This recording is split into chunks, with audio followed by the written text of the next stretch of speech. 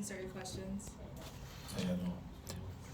Phil, talk about, if you would, I'm sorry, Hondo Carpenter, could you talk about your relationship with Josh and how it evolved, how it developed, and then your desire to play for him? Me and Josh always had a good connection. I mean, I was always a guy that can play all three positions, and I mean, his football mind is out of this world. Man. He's really smart when it comes to football and just putting things together, putting game plans together, multiple personnel and stuff like that. So, I mean, me and him have been close because we see eye to eye when it comes to football, and we've always stayed in contact. But it was just an opportunity that came that I just felt like me personally I couldn't refuse, and I just want to come in here and just help this team win any way I can. Hey Phillip, to Sean Reed from The Athletic. From your experience playing in the system, what does it take kind of comprehensively as an offense to make it go full steam ahead?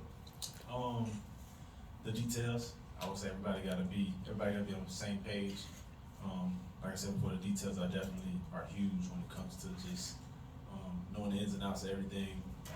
As a receiver, just tackle leverage, things like that. I mean, it's a lot of like minute things that go into this offense that you can't basically acknowledge. So it's an amazing offense to play in once you've been in it and you understand it and you know what's going on. So just gotta keep going.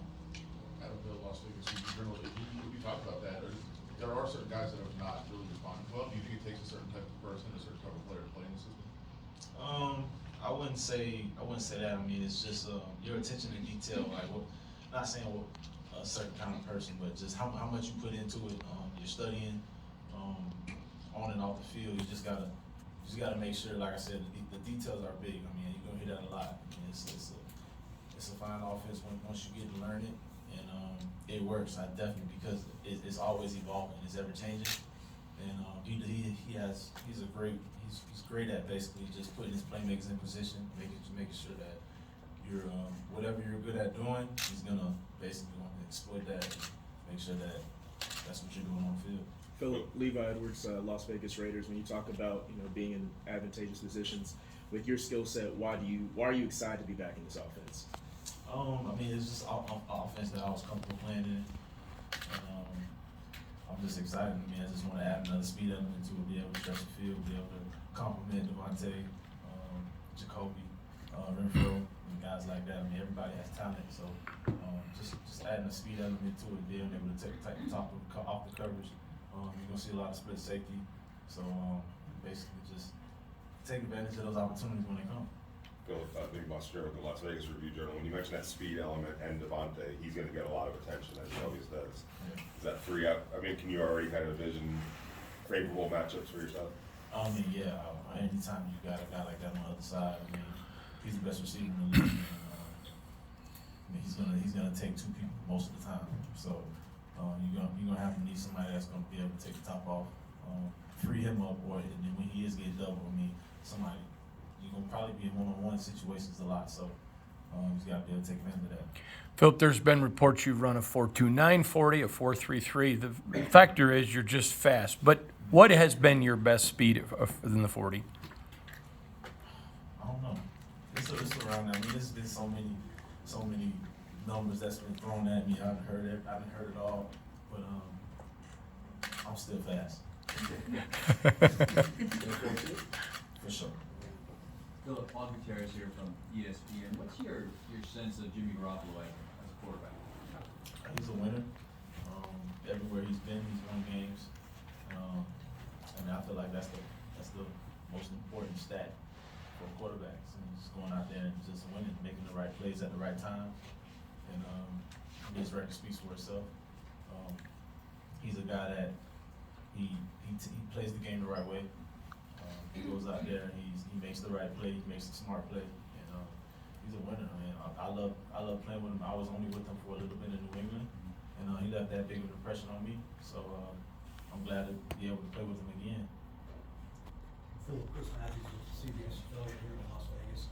Can you kind of tell me, I guess, some of your first reactions when you were, when you became a Raider, and the history they have here, just some of your early thoughts when you thought of having to be a Raider, and your thoughts about that, just in terms of the historical context and stuff. Nah, it's a dream come true, to be honest. I mean, it's just like I mean, the mystique, John Madden, everything about it. I mean, just the silver and black. I mean, it's kind of like a lot of guys dream playing for the Cowboys with starting him. But for me, it's the same thing when it comes to the Raiders. I mean, it's an historic franchise. I mean, the fan base is amazing. It's crazy. You can tell by all the interaction you get. I mean, it's just a blessing to be here.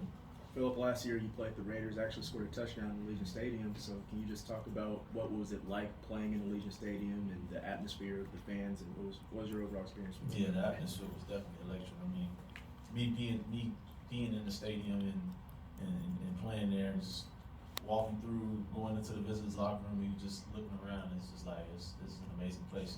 I mean, anybody would want to play here. I don't think anybody would want to turn it down. So I'm just glad I'm here. I'm definitely blessed to be in the situation, and I'm ready to take advantage of it.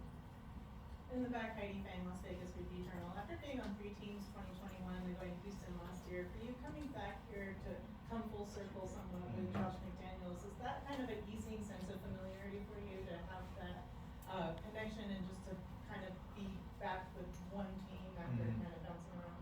Yeah, because I mean that year was a little rough for me. I dealt with an injury that lingered for a while,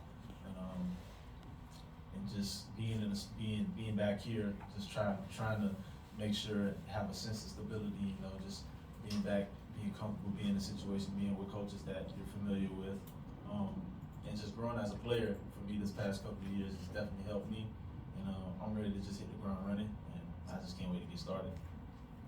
How quickly did this come together in terms of like them contacting you and deciding like this is right there? Fairly quickly, kind of like right away. You mentioned a star on the side of the Dallas helmet. Did you, as a kid, were you growing up rocking that Cowboy number 33 because of the last name? So my first number was 33 because everybody thought that was my dad.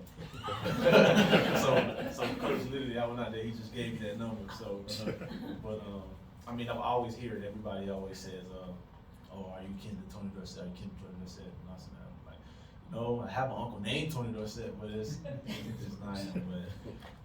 But I mean, I never acknowledged it. I'm prideful when it comes to my dad. That's why I put the second on my jersey because I got tired of people saying it. But I mean, like I said, I'm just happy to be here, and it's just dream come true. And how deep is Miami going to make a run in the tournament? It's a good question. I mean, you never know with March Madness, to be honest with you. I hope they go all the way, and I hope they win it all, but you never know. All good? Okay, cool. Thank you.